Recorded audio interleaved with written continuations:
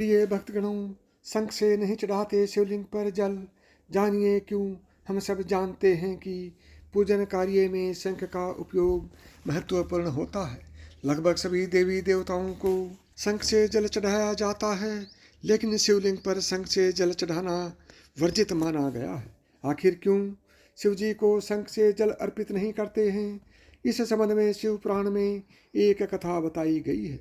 शिव पुराण के अनुसार शंखचूड़ नाम का महापराक्रमी दत्ते हुआ। शंखचूड़ दत्ते राम दंभ का पुत्र था। दत्ते राज दंभ को जब बहुत समय तक कोई संतान उत्पन्न नहीं हुई, तब उसने भगवान विष्णु के लिए कठिन तपस्या की। तब से प्रसन्न होकर विष्णु प्रकट हुए। विष्णु जी ने वर मांगने के लिए कहा।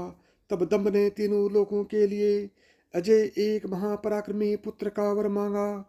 श्री हरि तथास्तु बोलकर अंतर्ध्यान हो गई। तब दंभ के यहाँ एक पुत्र का जन्म हुआ, का नाम शंखचूड़ पड़ा।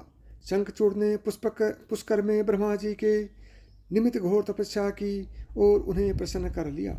ब्रह्मा ने वर मांगने के लिए कहा। तब शंखचूड़ ने वर मांगा कि जो देवताओं के लिए अजय हो जाए।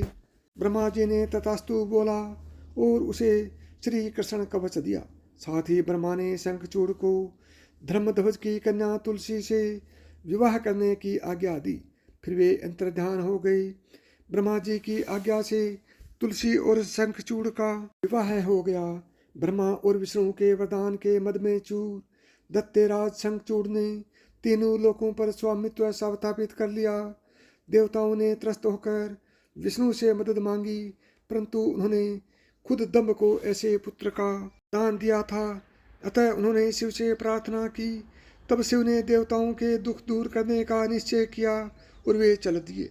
परंतु श्री कृष्ण कवच और तुलसी के पतिव्रत धर्म की वजह से शिव जी भी उसका वध करने में सफल नहीं हो पा रहे थे। तब विष्णु ने ब्राह्मण रूप बनाकर दत्तेराज से उसका श्री कृष्ण कवच दान में ले लिया। इसके बाद शंखचूड़ का रूप धारण कर तुलसी के शील का हरण कर लिया। अब शिव ने शंखचूड़ को अपने त्रिशूल से भस्म कर दिया। उसकी हड्डियों से शंख का जन्म हुआ। क्योंकि शंखचूड़ विष्णु भक्त था, अतः लक्ष्मी विष्णु को शंख का जल अति प्रिय है और सभी देवताओं को शंख से जल चढ़ाने का विधान है। परंतु शिव ने चूंकि उसका वध किया था, अतः शंख का जल शिव को निषेध बताया गया है। इसी वजह से शिव जी को शंख से जल नहीं चढ़ाया जाता। तो प्रिय भक्तों, यदि आपको यह कहानी पसंद है और आप इसी तरह की कहानियाँ सुनना चाहते हैं, तो अभी मिथास की कहानियाँ यूट्यूब चैनल को सब्सक्राइब करें। जय शिव।